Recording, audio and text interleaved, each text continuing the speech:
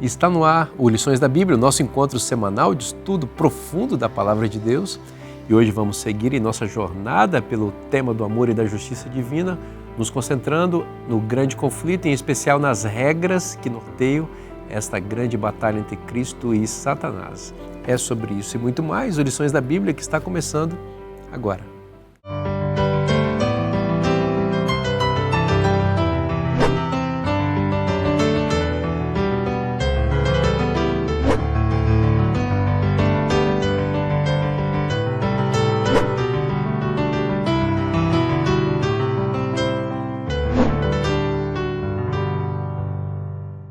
Os meus amigos já estão comigo aqui à mesa para a gente estudar com você a Palavra de Deus e a nossa gratidão por você nos receber na sua casa ou estar assistindo esse programa em qualquer outro lugar, mas é bom ter a sua companhia. Muito obrigado, viu?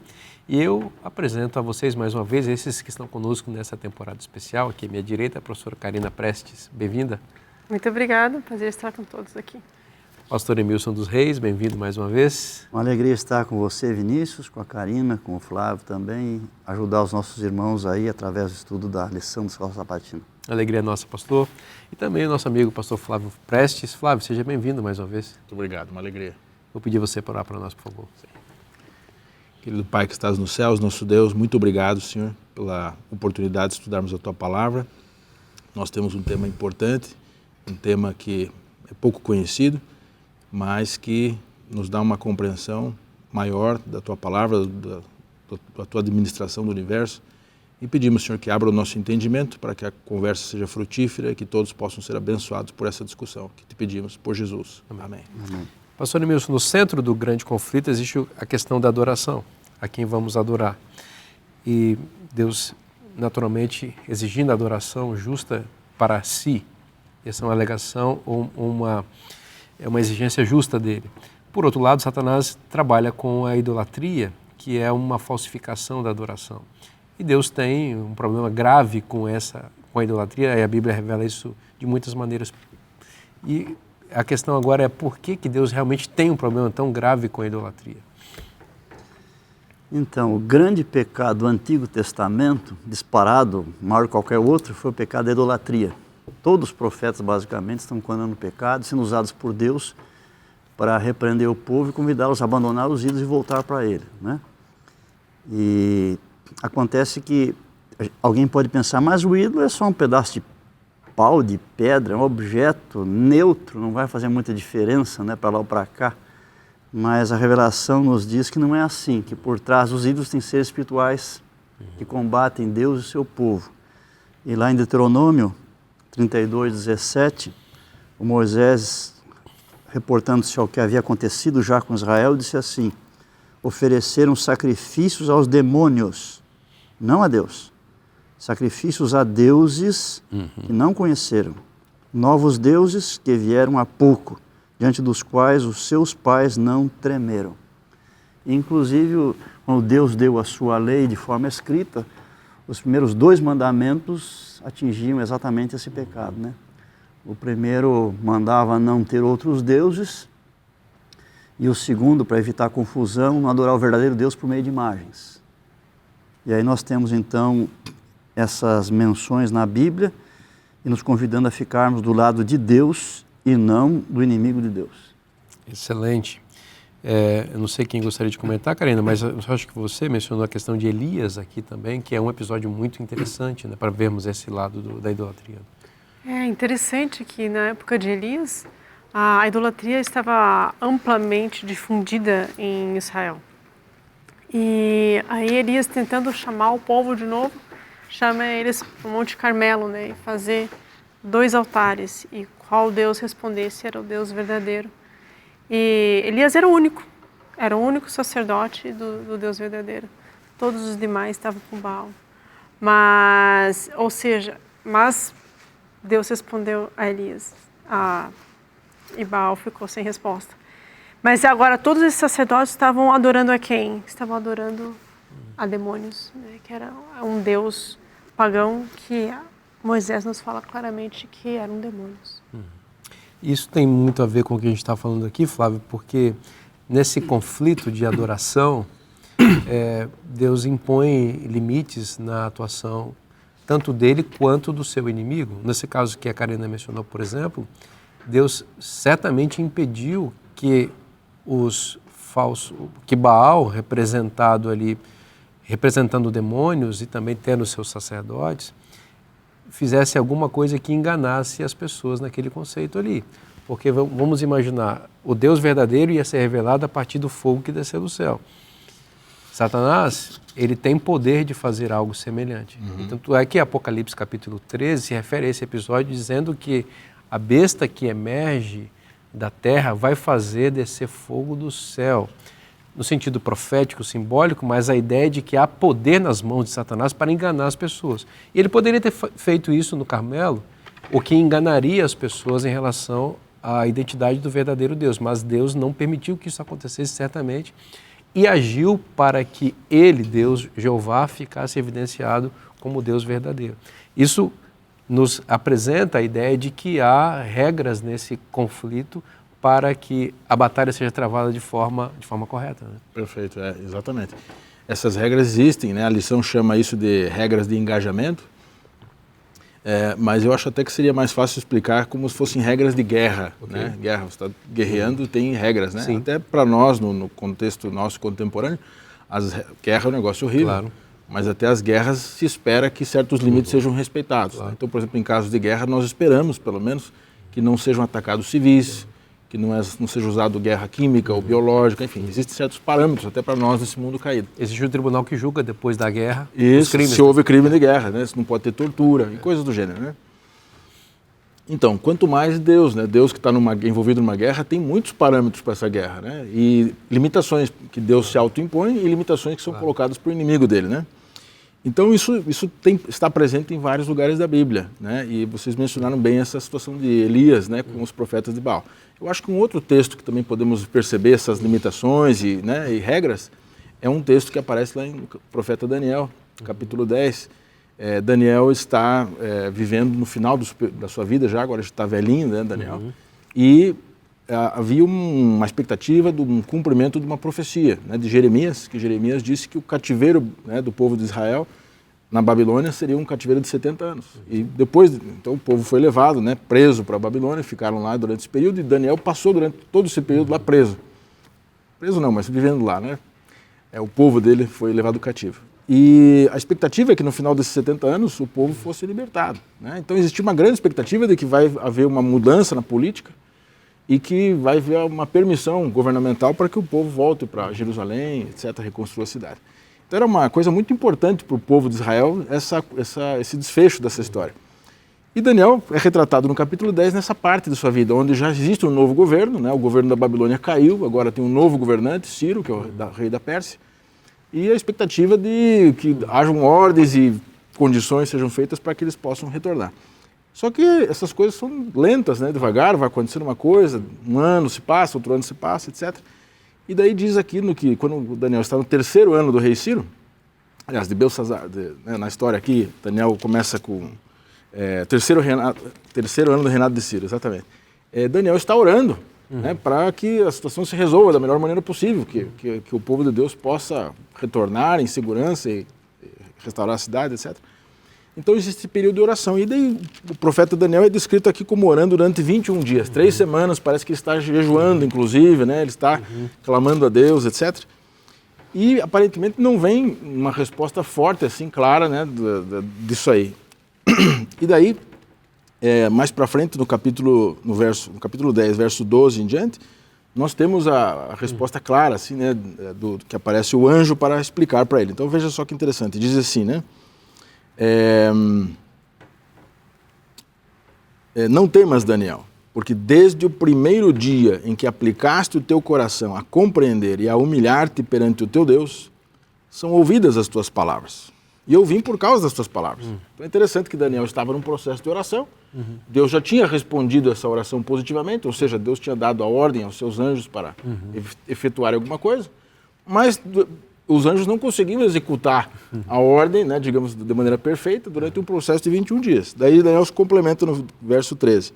Mas o príncipe do reino da Pérsia me resistiu por 21 dias. Aqui está a explicação. Por quê? Então a Bíblia, né, se formos ver ali os detalhes, o príncipe sobre os governantes, né, da terra aqui, a Bíblia menciona que existem influências espirituais aqui, né, que vão para um lado ou para o outro, etc. Então aqui o texto está dizendo que Daniel estava orando para que a promessa de Deus se cumprisse, ou seja, que o povo voltasse para Jerusalém.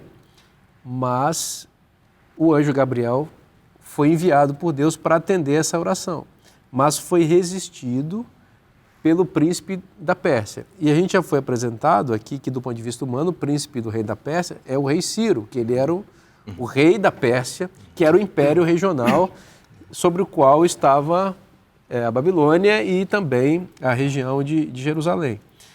Mas como é, agora a pergunta, né? Você vai explicar isso certamente, como é que um príncipe humano, portanto o príncipe do reino da Pérsia, pode resistir um anjo poderoso como Gabriel? Essa que é a grande questão aqui.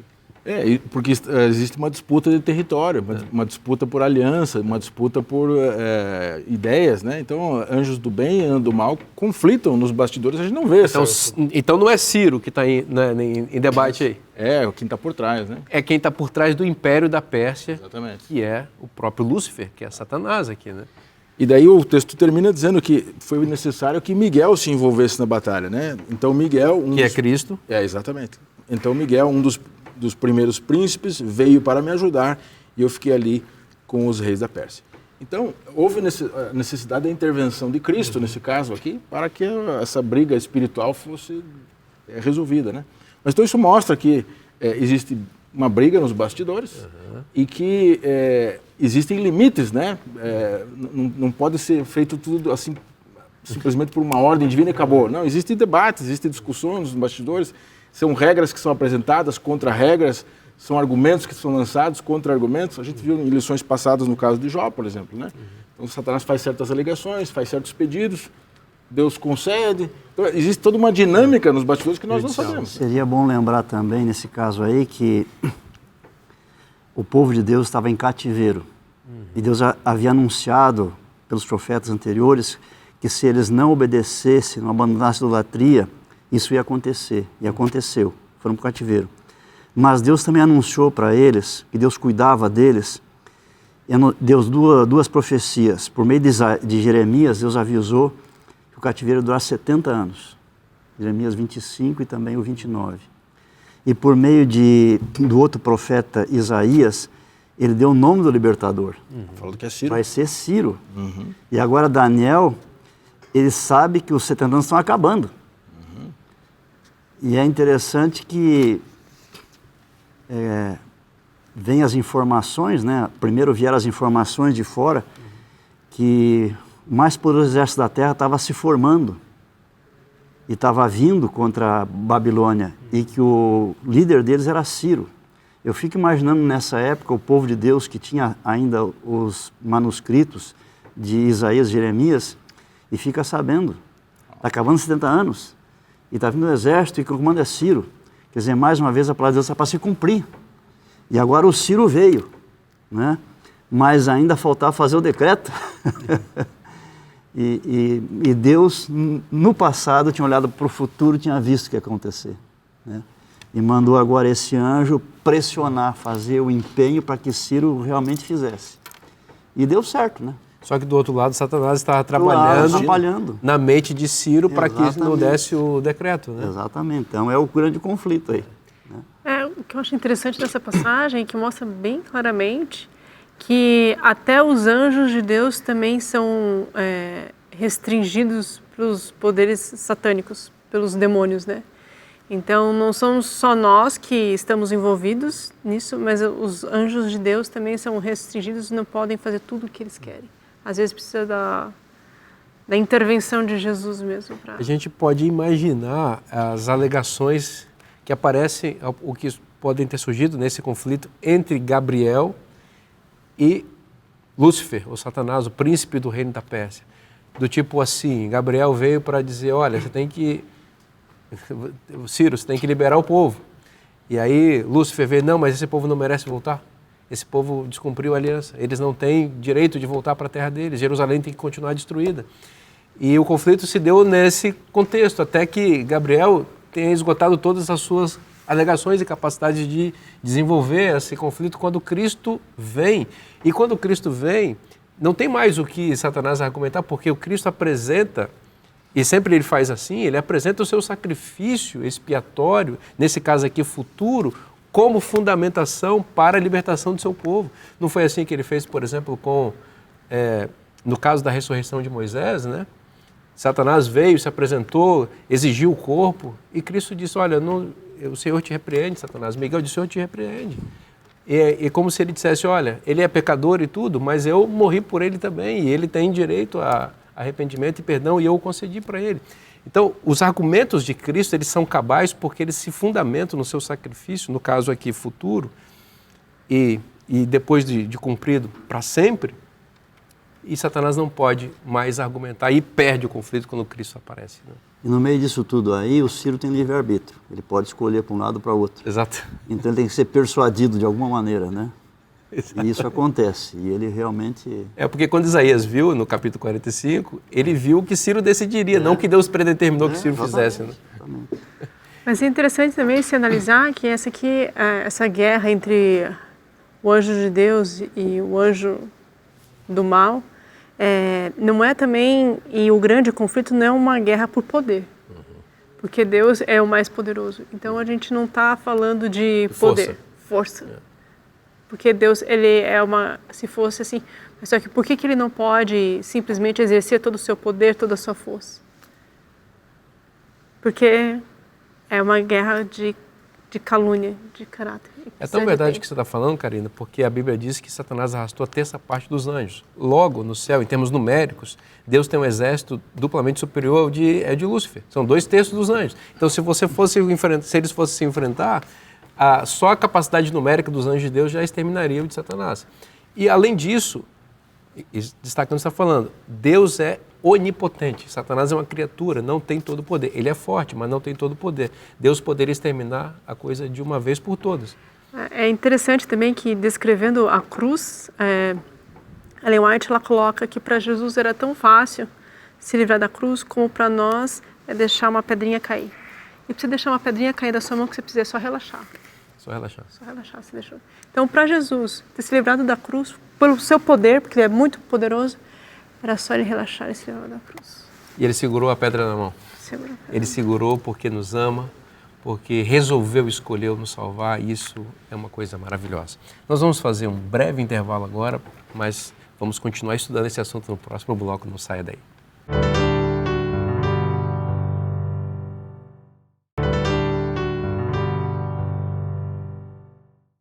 Já estamos de volta com o segundo bloco do programa Lições da Bíblia para continuar estudando esse tema tão interessante, né, do grande conflito com você. Mas eu quero te fazer um oferecimento especial agora, que é a revista Esperança, edição Na Mira da Verdade. Você sabe que o Na Mira da Verdade é um programa muito famoso aqui da Novo Tempo, um programa apresentado pelo professor Leandro Quadros, em que ele enfrenta as perguntas mais difíceis que os telespectadores enviam e responde com a palavra de Deus e a sua boa memória. E essa boa memória do Leandro está registrada nessa edição dessa revista para você ter grandes respostas do professor Leandro Quadros a perguntas muito importantes. Uma das perguntas, que tem a ver muito com o tema que a gente está tratando aqui, é em relação ao sofrimento. Por que as pessoas sofrem? Por que existe o mal no mundo? Se Deus é tão poderoso, por que Ele permite que a maldade prevaleça no mundo muitas vezes? Se Deus é amoroso, por que existe tanta maldade? São questões que estão aí e que nós precisamos ter respostas bíblicas para além de outras respostas em outros assuntos que também são enfrentados aqui. E você precisa ter essa revista especial na sua casa para abençoar a sua vida, a sua família e os seus amigos. Pastor Vinícius, eu quero a revista Na Mira da Verdade, como faço? É muito simples, é só você mandar uma mensagem para o WhatsApp que está aparecendo aí na sua tela, 0 operadora 12 982 44 4449.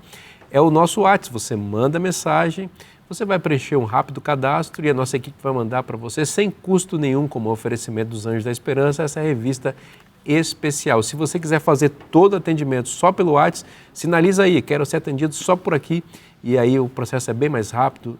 bem menos burocrático, você pode ser rapidamente abençoado com esta revista que você não paga nada por ela, como oferecimento de Anjos da Esperança.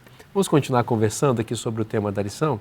Pastor Flávio, a gente vai avançar nesse assunto e vendo um dos personagens centrais do conflito, que é Satanás, a partir do símbolo que aparece em Apocalipse 13 como dragão, né?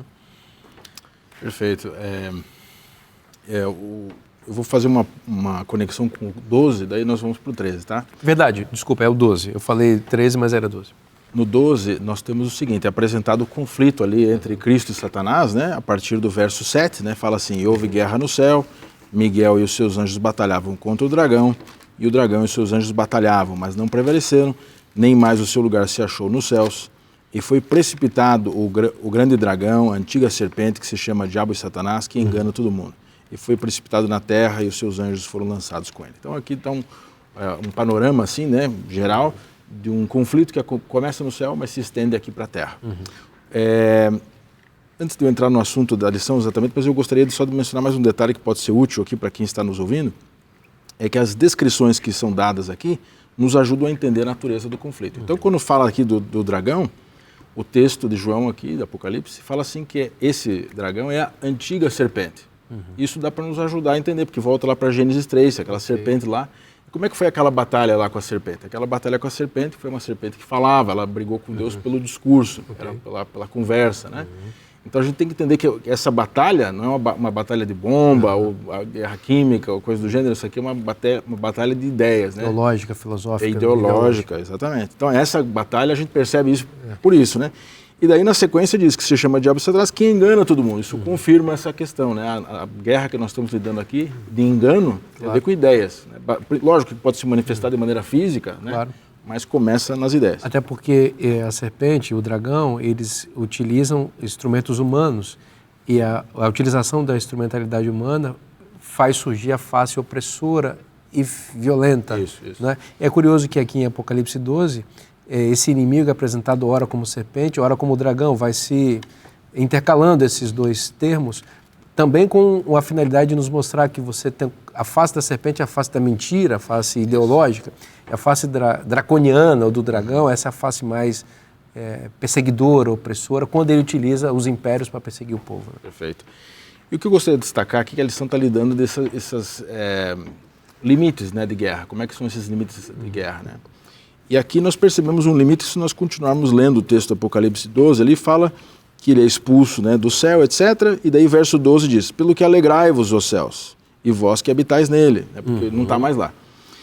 Ai dos que habitam na terra e no mar, porque o diabo desceu a vós, e tem grande ira, sabendo que pouco tempo lhe resta. Exato. Então o que dá para destacar é o seguinte, veja que ele continua em guerra, Satanás continua em guerra, mas a partir desse momento aqui, ele tem restrições agora, ele não pode mais atuar no céu, ele só pode atuar na terra, então ele está circunscrito, tem limites para ele, você pode atuar aqui. E não é para sempre, é durante um certo tempo.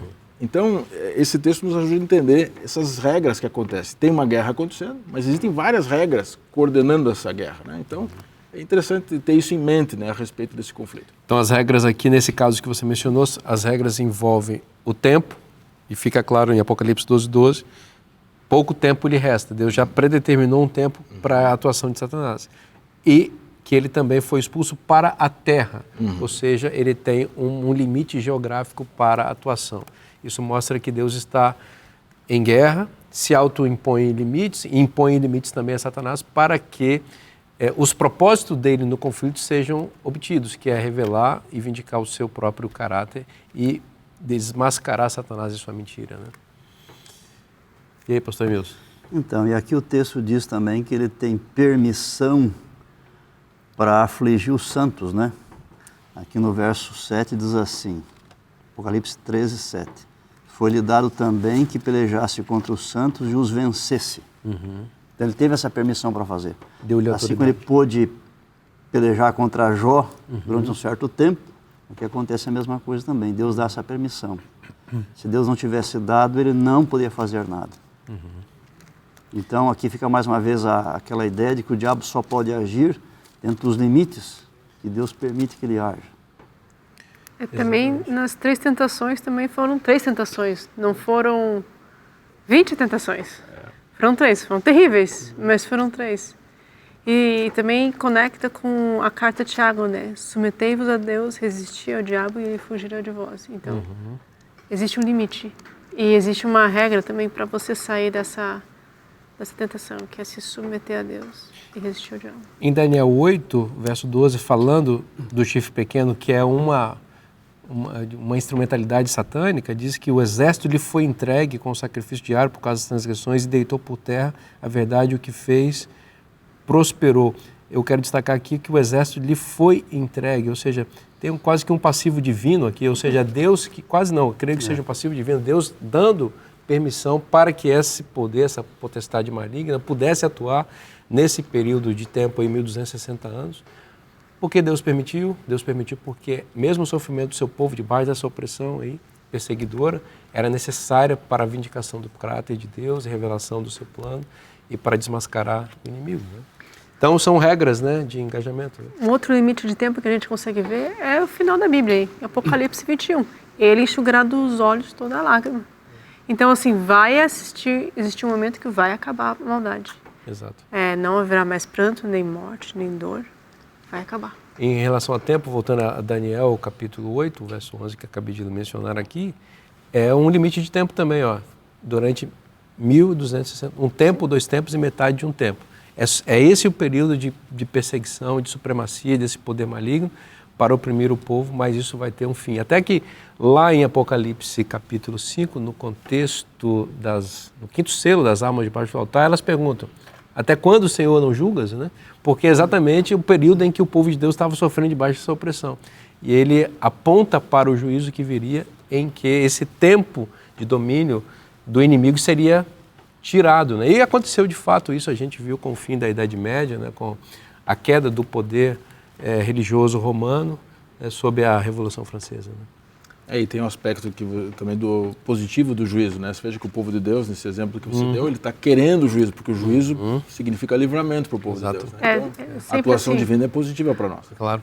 O juízo divino sempre é boas novas para o povo de Deus e sempre libertação. Boas novas porque é libertação para o povo de Deus e para haver libertação tem que ter restrição do mal, tem que restringir o mal. Lembrando também que no Apocalipse o Satanás é retratado como um dragão e Jesus como um cordeiro, né? O dragão está querendo devorar, o cordeiro está morrendo para salvar. Então.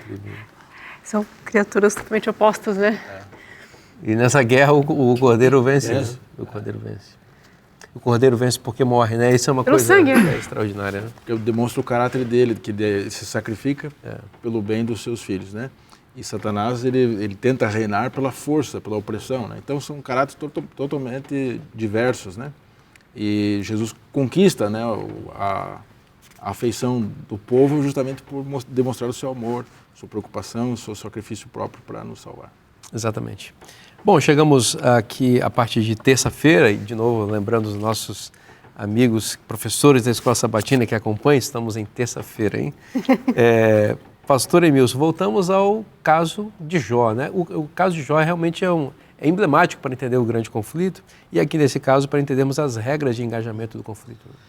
O livro de Jó traz muita luz para nós, muita informação e faria muita falta se não houvesse esse livro na Bíblia, né?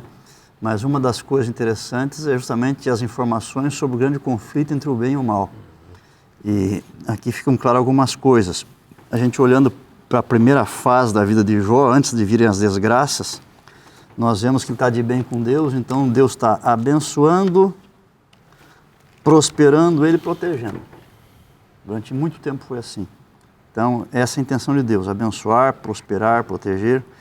Quando Satanás entra na jogada, aí ele só quer prejudicar e até diz consumir, né?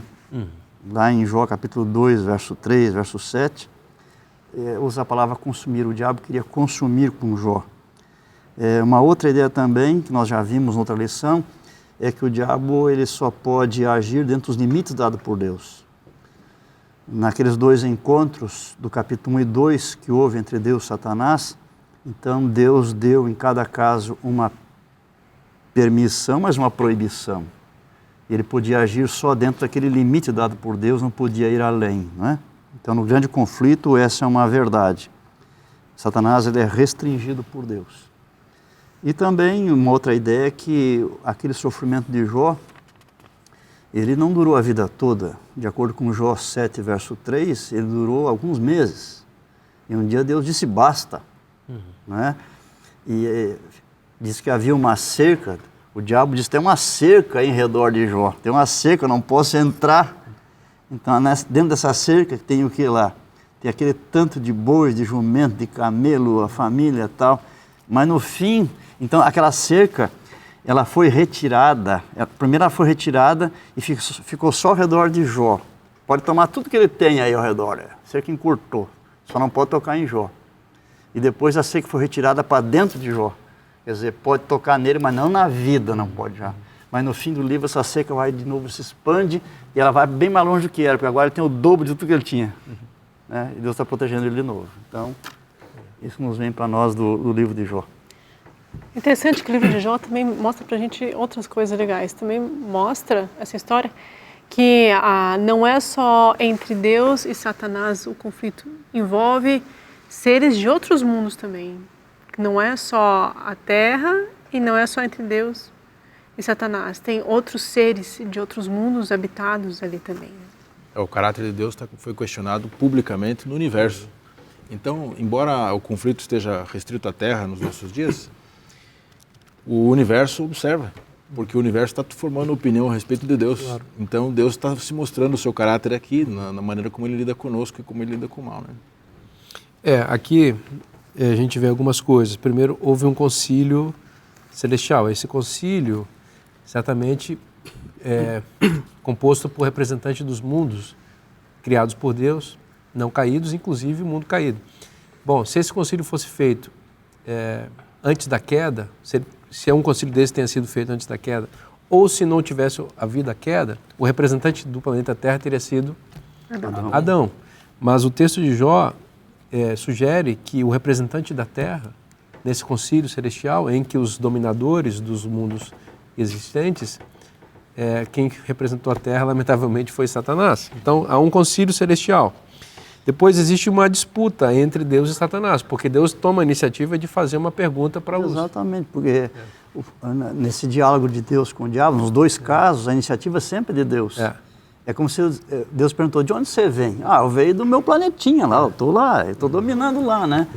Está dominando, mas tem lá um camarada que é batuta, você viu lá, porque ele está do meu lado sempre. Mas também o senhor está protegendo, cercando ele e tal, e aí veio o desafio, né?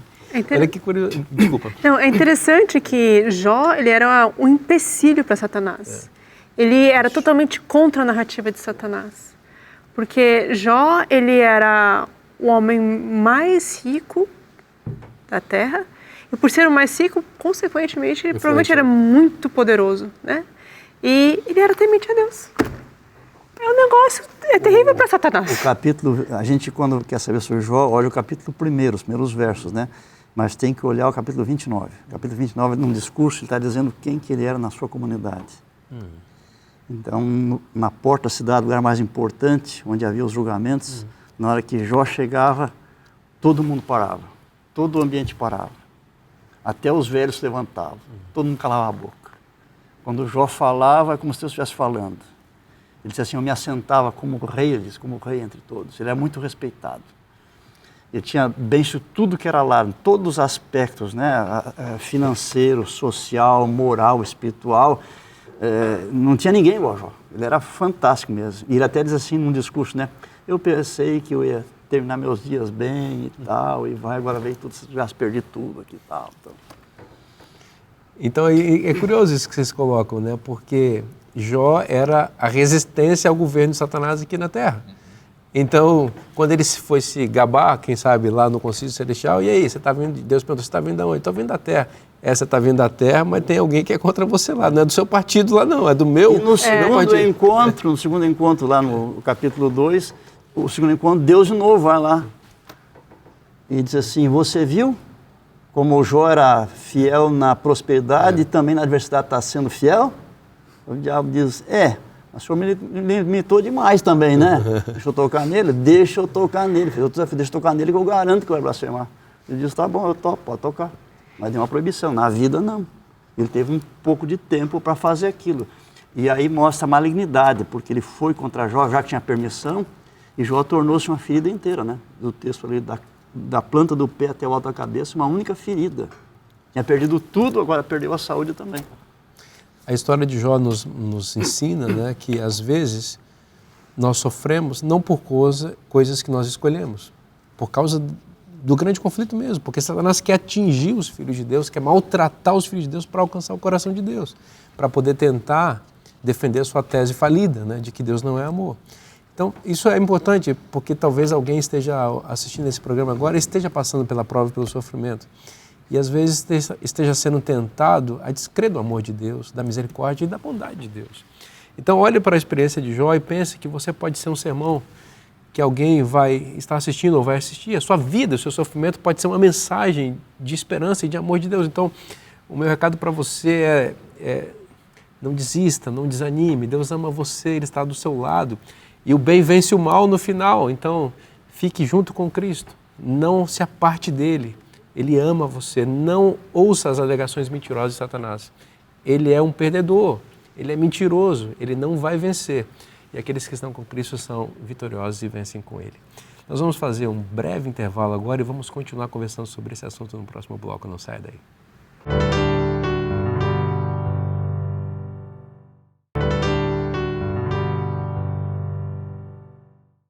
Estamos de volta agora para o último bloco do programa Lições da Bíblia de hoje, que está uma bênção, né? Muito obrigado pela sua presença e a sua companhia conosco. Pastor Flávio, vamos continuar conversando sobre o tema do grande conflito e fica claro na Bíblia que Satanás, ele assumiu o posto de príncipe desse mundo, ou governante desse planeta aqui, de forma usurpadora com a queda. A Bíblia vai recorrentemente mencionar isso, e atribuindo essa, digamos assim, autoridade a Satanás, mas também impondo um limite de tempo para isso, né? Perfeito. Eu até gostaria de mencionar alguns textos aqui que demonstram isso, né? Quando Cristo esteve entre nós, Ele falou exatamente isso que você disse.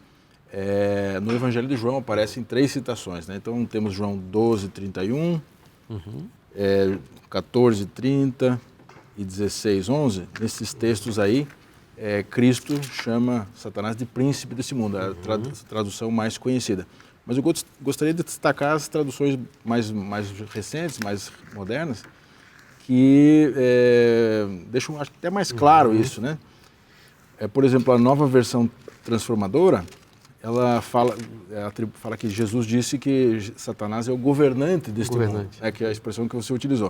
E a Nova Tradução na linguagem de hoje diz assim que Satanás é aquele que manda, nesse mundo, no caso, né? Então, é interessante que Cristo percebe isso. E de onde vem isso? Né? Um outro texto que a lição traz é Lucas 4:6, que é justamente nas tentações, né? E Satanás está tentando... né? Satanás mesmo diz que ele recebeu esse domínio. Ele recebeu esse domínio. Então, o problema que nós experimentamos o mal aqui é que, por ter vencido Adão e Eva lá atrás e recebido, pelo menos parcialmente, o domínio do planeta, ele exerce um certo tipo de governo aqui na Terra. Então, por que temos o mal? Em grande parte por causa disso. Mas a boa nova é que esse domínio é limitado, tem tempo, né? E o tempo é curto, vai se esgotar brevemente, né? Que um tribunal seria estabelecido em um determinado momento da história, e o profeta Daniel nos diz exatamente quando esse tribunal é estabelecido, tanto nos capítulos 7 quanto no capítulo 8, né? Que é especialmente o capítulo 8, quando os 2 anjos estão conversando, o versículo 13, até quando vai durar esse domínio que estava sendo exercido por um representante de Satanás, que é o chifre pequeno, e os 2 anjos dialogando, dizem, olha, até 2.300 tardes e manhãs, e o santuário será purificado, ou seja, vai haver um processo de expiação no céu, em que o domínio de Satanás seria retirado. O que Daniel já tinha explicado no capítulo anterior, no capítulo 7, né, que Jesus recobra o domínio da terra e lindamente, graciosamente, compartilha esse domínio com os santos do Altíssimo. Isso é uma coisa extraordinária, ou seja, aquilo que Adão perdeu lá, Jesus reconquista na cruz e ratifica essa conquista no contexto do juízo investigativo, distribuindo de novo o domínio para a terra. Então hoje nós podemos nos considerar reis e sacerdotes com Cristo, porque Cristo venceu Satanás e recobrou o domínio. E isso será efetivado ainda mais em seu retorno a essa terra. Então, nesse estudo aqui do grande conflito, nós vemos os dois lados aí e a diferença grande que há entre Cristo e Satanás. E aqui um dos textos que a lição apresentou, eu gostaria de ler, 2 Coríntios 4, verso 3 e 4, apresenta esse contraste e diz assim: mas se o nosso evangelho ainda está encoberto, é para os que se perdem que está encoberto, nos quais o Deus deste século cegou o entendimento dos incrédulos, para que lhes não resplandeça a luz do evangelho da glória de Cristo, o qual é a imagem de Deus. Então aqui nós temos algo interessante. Cristo chamou o diabo de o príncipe deste mundo, e aqui Paulo chamou de o Deus desse século. E o que ele faz? Ele está cegando as pessoas. Ele cega. Ao contrário de Cristo, está iluminando. Então, Cristo é a luz. Ele quer nos dar esclarecimento espiritual, que nós vejamos o que está acontecendo. Enquanto isso, o diabo não quer que isso aconteça. Ele não quer que ninguém saiba do grande conflito. Ninguém saiba quem é ele, o que ele faz, seus planos, não é? Então, esse é um contraste bem marcante aqui, que a gente deve considerar. E isso pende para o lado de Cristo, né? Claro que nós queremos que ele nos ilumine, para que a gente possa entender bem esse assunto e assim nos posicionar de modo correto do lado do vencedor. Muito bom. A Bíblia desmascara a atuação de Satanás, né? E aí que está o detalhe que o pastor está falando. E Satanás não quer isso, porque se ele não é desmascarado e o mal existe, cai na conta de quem o mal? Sempre vai cair na conta de Deus. Então a Bíblia ela revela quem realmente é o originador do problema, né? Exato. E conectando o pastor Emilson com Coríntios 4:4 com Romanos 12, né? O apóstolo Paulo diz no versículo 2 do capítulo: não vos conformeis com esse século. Lá nós temos o Deus desse século. Por que não se deve conformar com o século e com a secularização que decorre disso? Porque existe um originador, um governante por trás do tempo em que nós estamos vivendo, que é Satanás. Então é ele que vai mexendo os pauzinhos na cultura, nas filosofias, nas ideologias, no modo de pensar das pessoas, de se comportar, de agir. A secularização, que é o esvaziamento de Cristo e da religião. Existe um Deus por trás desse século. E nós não podemos nos conformar com isso, né? Nós precisamos estar conformados com a revelação divina que estabelece o governo de Deus. Satanás é um guerreiro que está lutando com a cabeça na mão, né? Ele já perdeu a batalha. É aquela serpente que já teve a cabeça esmagada, mas continua se mexendo e ainda tem veneno. E tem muita gente que ainda o segue, né?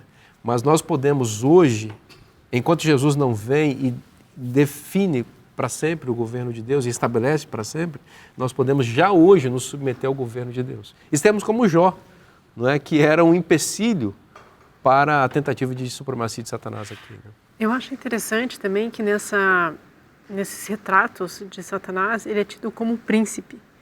E príncipe não é rei. E também ele é tido como príncipe desse mundo. Ou seja, também é limitado a esse mundo. Que existe todo um universo. E que existe daí um rei no universo. Então também isso me dá uma certa hierarquia e coloca as coisas na perspectiva, né? Quando você pega e analisa o macro. Exatamente. O príncipe deste mundo enquanto existe o rei do universo, né? Isso. Então esse príncipe usurpador deste mundo vai perder... Das trevas, enquanto o rei do universo é da luz. Maravilhoso isso, maravilhoso. O que temos mais aí, senhores e senhora? Uma outra coisa interessante também é que o conflito cósmico também ele pode ser explicado através como se fosse um processo judicial, né? Como se tivesse ocorrendo um julgamento que envolve agora o universo inteiro. Como a gente viu em Jó, envolveu o universo inteiro. Então é um julgamento que está acontecendo no universo inteiro. E qual que é o objeto do julgamento?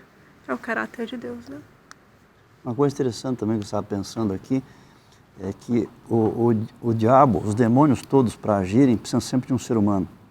Você nunca tem um demônio diretamente, o demônio sozinho, fazendo alguma coisa, algum mal, machucando, ferindo, matando. Ele sempre vai fazer uso de alguma pessoa para que isso aconteça, né? Sempre. Então ele tem essa limitação também. E a gente tem que saber dessas coisas aí, né? E trabalhar para que as pessoas não se entreguem a ele, para que ele não possa agir. Exatamente. Diferentemente de Deus que agiu por si mesmo na pessoa de Cristo, né? Uma outra limitação interessante que a lição traz é que quando Jesus esteve em Nazaré, na sua própria cidade, ele não pôde fazer tudo o que ele gostaria de fazer. Ele gostaria de ter feito mais, mas ele curou poucas pessoas perto do que ele gostaria. Aí ele ficou limitado. É. Ele próprio ficou limitado. Porque ele queria mais gente, não deu certo, porque a incredulidade é que limitou. Isso mesmo. Então, a incredulidade é uma limitação para Deus, né? Então, ele depende da nossa fé, da nossa confiança. Nesse processo aí, para dar certo, tem que haver fé. Quando não tem fé, daí acaba sendo limitado no que Deus quer fazer por nós, né? Exatamente. Aqui na lição de quinta diz assim: o conflito cósmico é, acima de tudo, uma disputa a respeito do caráter de Deus, gerada pelas acusações do diabo contra o seu governo, sua bondade e sua justiça. É uma espécie de processo judicial da aliança que envolve o universo inteiro, que você estava mencionando. Isso aqui, pastor Emilson também e colegas, ajuda a gente a entender um pouco da natureza do conflito, né? Às vezes as pessoas têm dúvidas. Como é que se deu esse conflito lá no céu? Foi uma guerra, um exército de anjos lutando um contra o outro? Como que foi isso daí? É físico isso? E é curioso pensar como se deu como se dá a natureza desse conflito. O que vocês têm a contribuir sobre isso aí? Uma das coisas que fala aqui é do processo judicial, né? Então, analogamente, se a gente pensar nos processos judiciais que nós temos aqui, alegações são feitas, né? Acusações são feitas, alegações, mas só ficar na alegação não é suficiente, precisa trazer provas, né? Essas provas têm que ser avaliadas, enfim. E à medida que essas provas são avaliadas e essas alegações são feitas, vai se gerando um processo de convencimento da parte do juiz, vamos supor, ou do júri. Então, esse conflito tem a ver com isso, né? Nos bastidores celestiais ou espirituais, alegações são feitas, provas são colocadas, pedidos são feitos e uma espécie de um veredito, uma consciência, uma ideia a respeito de Deus e dos demais participantes do conflito é feita pelos que estão observando o conflito. Então, esse conflito demora tempo porque ele envolve toda essa dinâmica, né, de indas e vindas, indas e vindas. Né? Eu gosto de pensar que a natureza do conflito é essencialmente teológica, né? Ideológica, com base, de fato, em alegações e contra-argumentações da parte de Satanás e da parte de Deus, porque o conflito ele é vencido na cruz. Então, Cristo vence o conflito na cruz. E ninguém vence uma guerra física morrendo. Uma guerra física não pode ser vencida quando o vencedor morre. Quem morre é o perdedor. Porém, Cristo vence o conflito com a sua morte. E por quê isso? É porque a guerra tem essa natureza teológica. A guerra é uma guerra de discursos, de ideias. E qual era a ideia que estava em jogo no conflito sempre? A ideia de que Deus é amor, que foi mentirosamente confrontada por Satanás, dizendo, não, Deus não é amor. E ao se permitir cravar na cruz, nesse discurso, como uma ovelha muda no matadouro, Jesus fez o discurso mais eloquente, a pregação mais poderosa que alguém poderia ter feito no universo, com os seus braços estendidos na cruz. Ele disse, Deus é amor. E Satanás não tinha mais o que argumentar. E ali ele perdeu o conflito. Né? Então, de fato, né, é um conflito de natureza ideológica, com base em alegações. Essas alegações são comprovadas com fatos que são apresentados nesse processo judicial. Né? Uma outra passagem que nos ajuda a ver isso, que é uma guerra de palavras, né? Uma guerra de narrativas. Exato. É Apocalipse 1, verso 16. Apocalipse 1 está descrevendo, a partir do verso 14, verso 13, descrevendo Jesus, a visão que João está tendo de Jesus. E no verso 16 que fala, na mão direita tinha 7 estrelas e da sua boca saía a espada afiada de 2 gumes. Então, qual que é a arma de Deus? É a sua palavra. É a sua palavra, essa é da boca dele. Como que ele guerreia com a palavra dele. Perfeito, Karine. E Apocalipse 19 vai retomar esse conceito, quando o cavaleiro montado no cavalo branco vem vencendo com a espada que sai da sua boca. Isso é uma guerra, é uma arma na guerra. A palavra de Deus está disponível para nós. Então, como é que, por exemplo, lá em Apocalipse 12 diz que se vence o Cordeiro? Eles venceram por causa do testemunho que deram e por causa do sangue do Cordeiro. Então, essas armas estão disponíveis para nós. Apocalipse 12, 17 diz que o dragão está irado contra a mulher e os restantes da sua descendência, os que guardam os mandamentos de Deus e têm o testemunho de Jesus, que são armas, eles são depositários desses tesouros de Deus para enfrentar o diabo. Por isso que o diabo quer destruí-los, porque eles têm as armas que o destrói, que é o testemunho de Jesus, que é os mandamentos de Deus. A gente pode acrescentar mais armas que nós temos à disposição. Efésios 6, por exemplo, apresenta a armadura do cristão e a oração, a fé, não é? São coisas que nós podemos usar nesse grande conflito contra Satanás. Algumas vezes nós somos limitados com o Filho de Deus, mesmo querendo fazer o bem, o que é certo, nós somos limitados por quê? Porque nós não estamos usando o recurso que Deus colocou à disposição. É o caso que aconteceu com os discípulos, né? Cristo subiu com 3 para o monte lá, teve aquele momento de oração e tal, e quando ele voltou, havia uma multidão ali embaixo. Então, um pai havia trazido o seu menino possesso e os 9 não puderam fazer nada. Eles foram limitados. No passado já tinham expulsado demônios quantas vezes, mas agora não deu certo. Então, Cristo, quando ficou sabendo, disse assim, né? Esta caça não pode sair senão por meio de oração. Então, faltou usar um certo recurso. Provavelmente, nesse caso específico, esses 9 que não puderam libertar o menino, estavam com certa inveja dos 3 que subiram com Jesus lá para o monte. Usando as armas do diabo. Porque os outros foram primeira classe e eles ficaram ali embaixo. E talvez num ambiente assim, mais de trevas, né, faltou esse apego a Deus e eles não tinham poder para fazer o que tinha que ser feito. Foram limitados por falta de fazer uso do recurso que Deus colocou à disposição nossa. Nós todos podemos vencer com Cristo. A vitória é dele e ele compartilha conosco. Essa vitória maravilhosa de Cristo, compartilhada conosco, está na Bíblia. E se está na Bíblia, é bom para você.